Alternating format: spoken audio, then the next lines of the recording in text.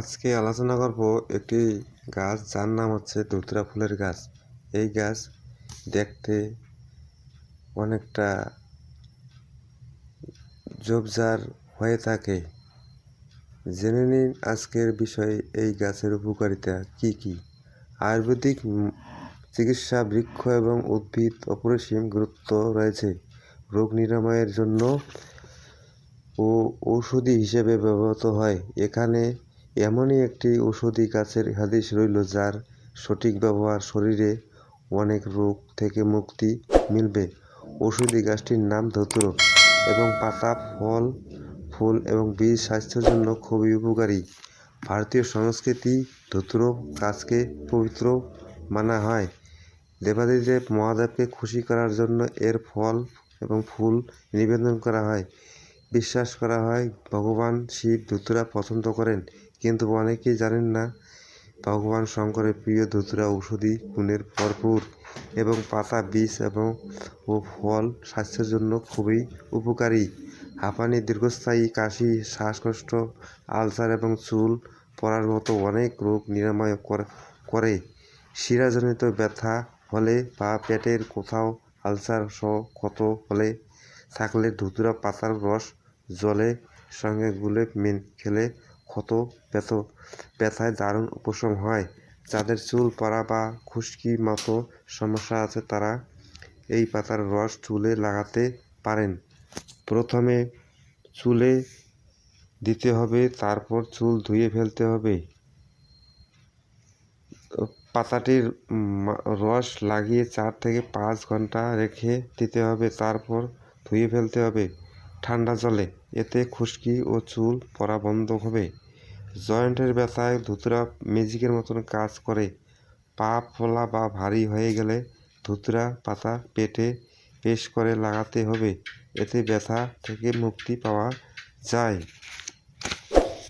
ধতুরা বীজ উপকারী বেদনানাশক, অ্যান্থেলমেন্টিক এবং প্রদাহকারী, বিরোধী কৃমি, দাঁতের ব্যথা এবং প্রদাহজনিত জ্বর থেকে পেটে এবং অন্ত্রের ব্যথা চিকিৎসা ব্যবহৃত হয়। এই গাছের ফুল, পাতা, ফল সবেরই নানা ঔষধি গুণ রয়েছে।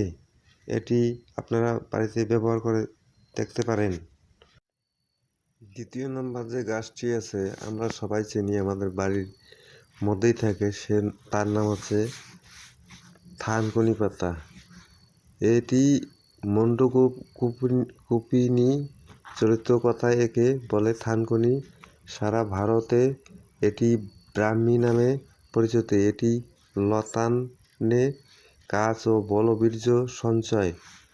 থানকুনি দুই রকম দেখা যায়, একটি বৃহত্তম, অপরটি ক্ষুদ্রতম। ক্ষুদ্রপত্র কোচবিহার ছোট অর্থাৎ ক্ষুদ্র পত্রে থানকুনি প্রচুর দেখা যায়।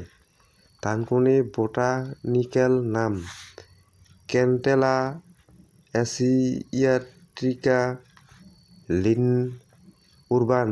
ক্ষুদ্রপত্র থানকুনি বোটানিক্যাল নাম ক্যান্টেলিয়া জাপানিকা। বাংলায় যে গাছটি ব্রাহ্মী নামে পরিচিত তার বোটানিক্যাল নাম পাকোপা মনোনিডা এ লিন্না প্যান্নেল। রোগ ব্যবহারে 1 নম্বর মুখে ঘা, ক্ষত, সর্দি, বাষ্পস্ফোরণে, পেটের রোগে এই পাতার রস নিয়মিত সেবনে উক্ত রোগ আরোগ্য হয়। 2 নম্বর বেশি ঘাম হলে, যাদের বেশি ঘাম হয় সেই সঙ্গে ঘামে যদি দুর্গন্ধ থাকে তাহলে 5 অথবা 6 চামচ থানকুনি পাতার রস নিয়ে 1 কাপ দুধে মিশিয়ে তাতে অল্প চিনি দিয়ে সারাদিন একবার করে বেশ কিছুদিন খাবেন, উপকার হবে। 3 নম্বর পেটের দোষ, ছেলেমা ও কফযুক্ত পায়খানা বারবার হলে এবং পায়খানা পরিষ্কার না হলে, পেট বায়ু জমলে 3 বা 4 চামচ অল্প গরমে থানকুনি পাতার রস কাঁচা দুধে মিশিয়ে খাবেন, উপকার হবে। 4 নম্বর আমাশয়, আমাতিসার হলে বিশেষত শিশুদের থানকুনি পাতার রস গরম করে ছেঁকে খাওয়াবেন, আরোগ্য লাভ করবে। নাম্বার 5, দৈহিক লাবণ্য ও ক্লান্তি ফেরাতে 5 বা 6 চামচ থানকুনি পাতার রস একটু করে গরম করে 1 কাপ দুধের সঙ্গে মিশিয়ে খাওয়াতে একটু চিনি মিশিয়ে খাবেন। যদি অম্ল রোগ থাকে চিনি চলবে না, এতে দৈহিক লাবণ্য ও ক্লান্তি ফিরে আসে। নম্বর 6, কিছু মনে না থাকলে, কোনো কথা মনে না থাকলে সব ভুলে যায়। এই অবস্থায় 2 অথবা 3 তোলা থানকুনি পাতার রস 1 চামচ মধু ও আধা কাপ দুধের সঙ্গে মিশিয়ে খান, এতে উপকার পাবেন। নাম্বার 7, দেহে আঘাত লাগলে, দেহে আঘাত লেগে কোনো স্থান থেতলে গেলে এই অবস্থায় থানকুনি গাছ বেটে অল্প গরম করে আঘাত স্থানে প্রলেপ দিলে উপকার পাবেন। নাম্বার 8, কেশ পতনে, অপুষ্টির কারণে কেশ পতন হচ্ছে কিনা দেখতে হবে।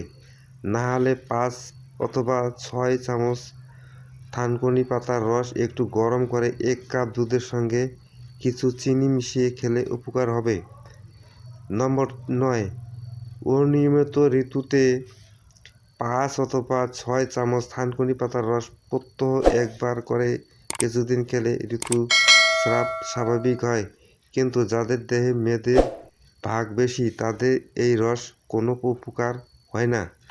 নম্বর 10, মুখের ক্ষতে থানকুনি পাতা সিদ্ধ গার্গল কুলি করলে ক্ষত আরোগ্য হয়।